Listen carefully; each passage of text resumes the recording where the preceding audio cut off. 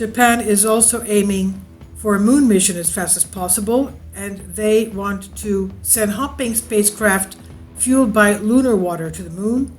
The project for a top-notch station gateway, a would-be collaboration with the US, already driven the Japanese Space Agency to apply the hefty government funding of $2.7 billion every year for the next 15 years. Japan Aerospace Exploration Agency JAXA asserted it intends to engage in a lunar exploration mission that will begin in the mid-2030s. It will make use of hydrogen fuel that would be locally produced right on the moon's surface from the moon water extracted from its vast ice deposits. Making use of local water from the moon and water-derived fuel is expected to cost significantly less than transporting the needed amount of water from our Earth. Can you imagine if we took Earth's water to use it for space exploration? We would very quickly get into drought, obviously. Now, according to JAXA's estimate, 37 tons of water will be necessary for a trip to and from the Gateway, the lunar orbit space station that's to be built jointly with the US, and overall 5 to 7 such missions are planned. While the station itself is expected to be erected in the 2020s, the lunar South Pole, researchers hope, will see a fuel factory built there years later, around 2035. JAXA has projected that the fuel will be used in reusable spacecraft tasked with carrying 4 astronauts to and from Gateway in a transport vehicle that can travel up to 1,000 kilometers along the moon's surface, which has low gravity, the feature that will make the transport vehicle be wheel-less, but rather hop across the land. Not using wheels, but hopping because of the very low gravity of the moon.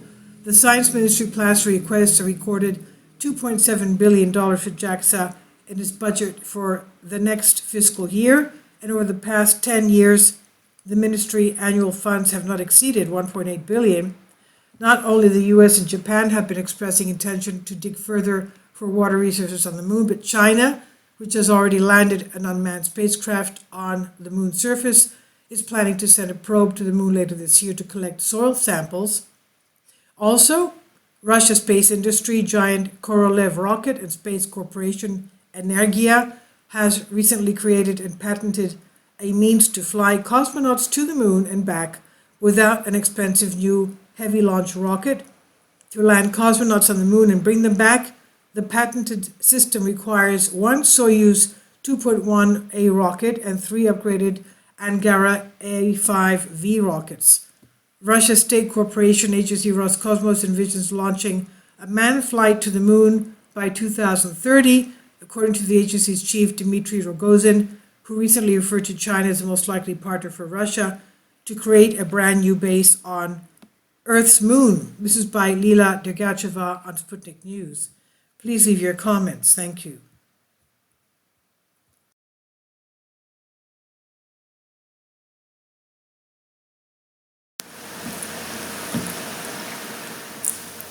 If you'd like to join me on my Patreon account, you will hear content not covered by mainstream media. These riveting stories will be based on my research, and I will state my opinions and give my personal insight on diverse and controversial subjects and world events not covered by mainstream media, and not supported by YouTube guidelines. So whatever I have on my Patreon, most of those will not be on my YouTube channel. Please consider becoming a member today. More of the most significant and important videos will be on my Patreon channel. Your support helps me to continue my research and keeps this YouTube channel alive. And we depend on your support, your generous charity, because we help economically challenged families here in Athens, Greece, in Kapota, and we also help the young generation with university tuition and the community around our church. Thank you.